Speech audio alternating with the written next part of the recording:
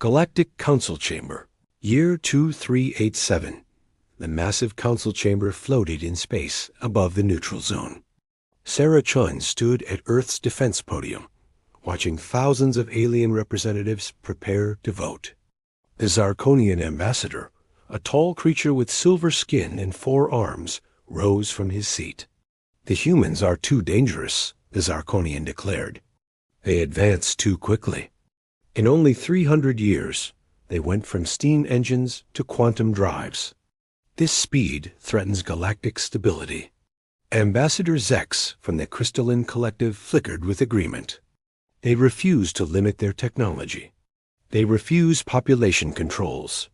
They colonize 17 systems in 50 years, while we take centuries for one. Sarah's jaw tightened. Beside her, Admiral Jung-Hoon Kim whispered, "The vote is already decided. They fear us." The Zergan Empire's representative slammed his tentacle on the podium. Humans sold weapons to both sides in the Andromeda conflict. They care only for profit and expansion. "We helped refugees from both sides," Sarah protested. "We provided medical aid. Silence." The council elder, an ancient being of pure energy, pulsed with authority. "The vote begins now." One by one, the species voted. The peaceful herbivores' exile. The Silicon Mines exile. The Waterworlds Alliance exile. Even Earth's trading partners voted against them. The final count appeared in burning letters. 8,847 for exile. 23 against, 156 abstaining. Earth and all human colonies are hereby exiled from galactic space, the elder announced. You have 1 solar rotation to retreat beyond the dead zone. Any human ship found in civilized space after this deadline will be destroyed. Sarah's hands shook with rage. You condemn 400 billion souls to isolation because you fear our potential? The decision is final, the elder responded coldly. As Sarah and Jung-Hoon returned to their ship, she activated her communicator. President Martinez? They voted for exile. Implement Protocol Omega. Jung-Hoon looked surprised. We have a protocol for this? Sarah smiled grimly. Humans always have a backup plan. Asterisk setting. Earth and human colonies. 3 weeks later, the exodus stunned the galaxy. Within days, every human ship, station, and outpost began moving toward the dead zone. But it wasn't chaos, it was precision.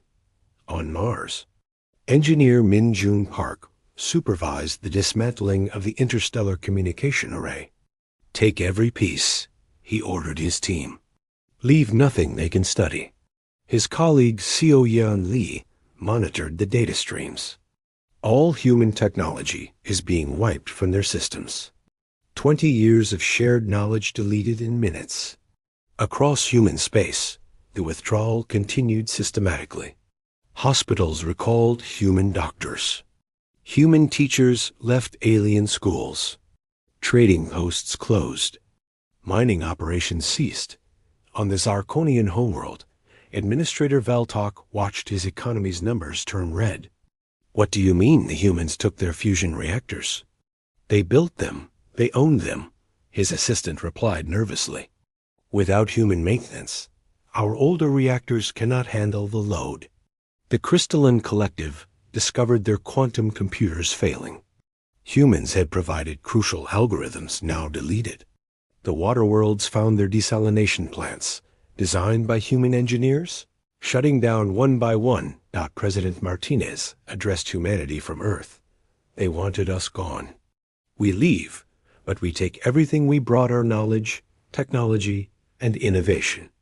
Let them remember what they lost. The galactic markets crashed. Human corporations had been deeply integrated. Their sudden absence created chaos.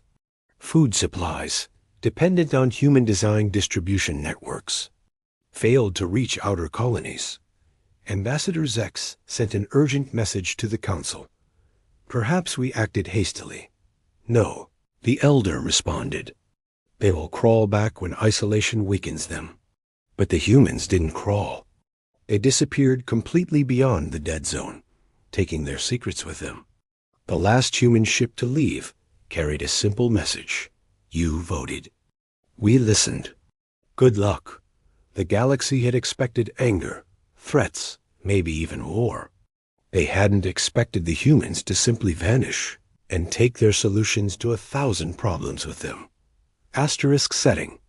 The dead zone.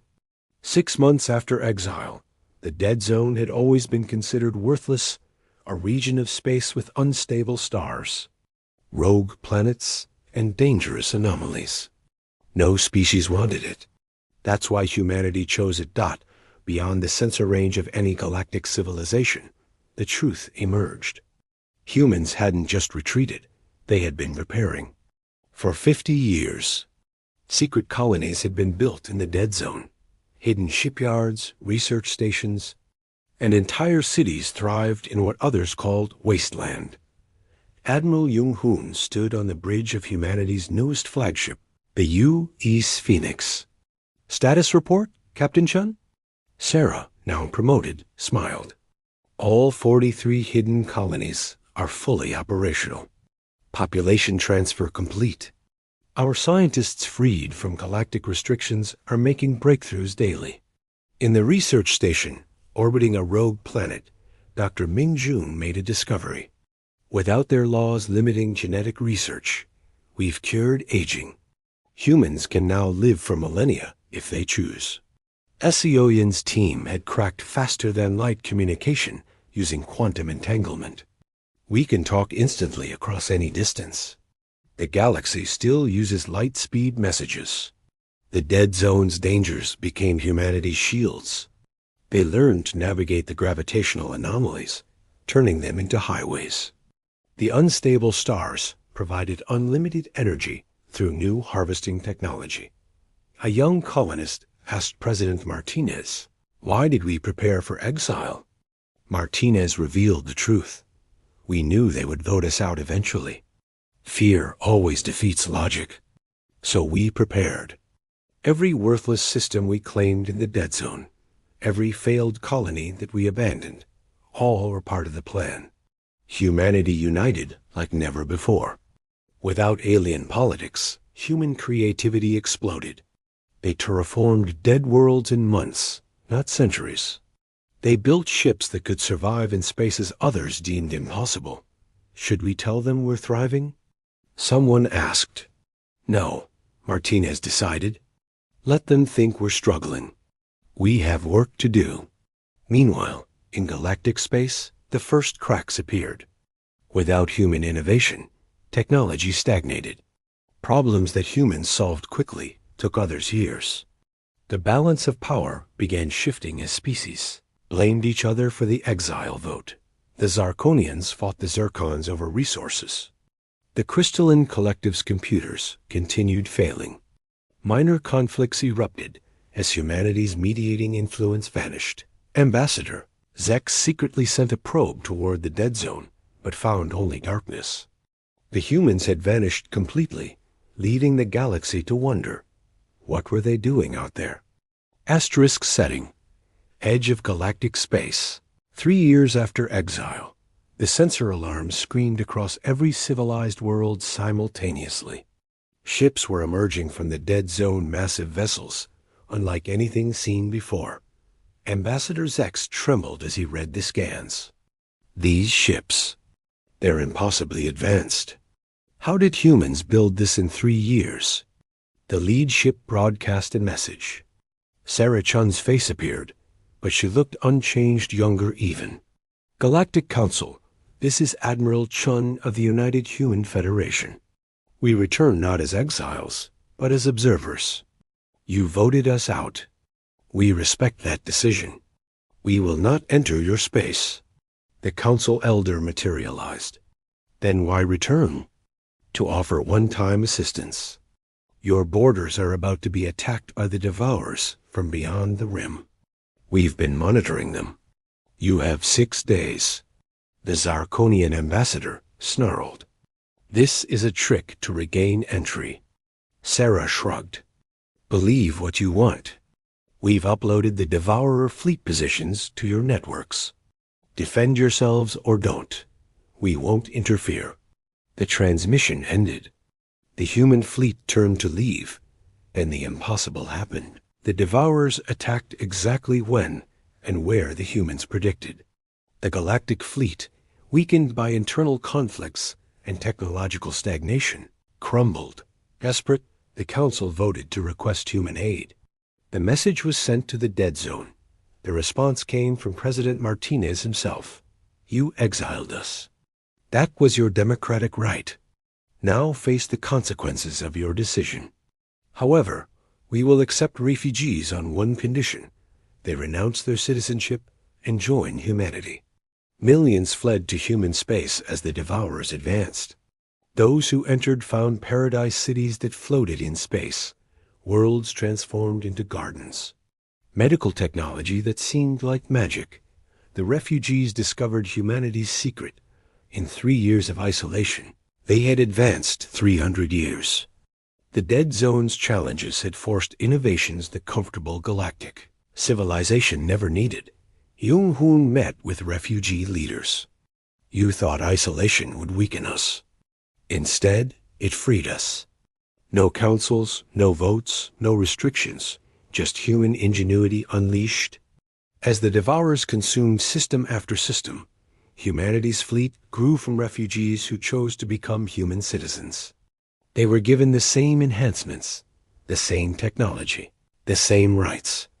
The galaxy watched their empire crumble while humanity thrived. The exile hadn't destroyed Earth. It had transformed it into something beyond their comprehension. Asterisk. Setting: former Galactic Council space. 5 years after exile, the war with the Devourers lasted 18 months. The Galactic Council lost 70% of their territory before desperately using human-provided intelligence to finally stop the invasion. In the ruins of the Council Chamber, the remaining representatives gathered. The Zarkonian Empire was gone, consumed by the Devourers. The Zirkons had lost their homeworld. Only fragments of the once mighty galactic civilization remained. A new ship approached sleek, impossibly fast, bearing humanity's symbol. Sarah Chun, now Grand Admiral, appeared via hologram alongside President Martinez. We offer a proposal, Martinez began. Join the United Human Federation as equal members. Keep your cultures, your worlds, your identities, but accept our technology and protection. The elder, much diminished, spoke weakly. You want to rule us? No, Sarah replied. We want to uplift you. The same choice we gave refugees. Become part of something greater, or remain isolated in your fear. Ambassador Zex, one of the few original voters remaining, asked, why help us after what we did? Because humans don't hold grudges against those who learn from mistakes, Martinez explained. You voted from fear. Fear of change. Fear of being surpassed. We understand fear, but we also understand growth. Min Jun and Seo Yan demonstrated their innovations. Life extension for all species. Instant communication across galaxies. Energy from dark matter. Technologies that seemed impossible. This is what we achieved in 5 years alone, Jung-hoon stated. Imagine what we could accomplish together. One by one, the surviving species voted to join the Human Federation. Not from conquest, but from recognition that humanity's path led to survival and prosperity. The integration began slowly. Human teachers returned, bringing advanced knowledge. Human doctors healed ancient diseases. Human engineers rebuilt shattered worlds with impossible speed. Within a decade, the galaxy transformed. Former enemies worked together on human-designed stations. Species that had stagnated for millennia suddenly advanced. The Dead Zone became the center of innovation.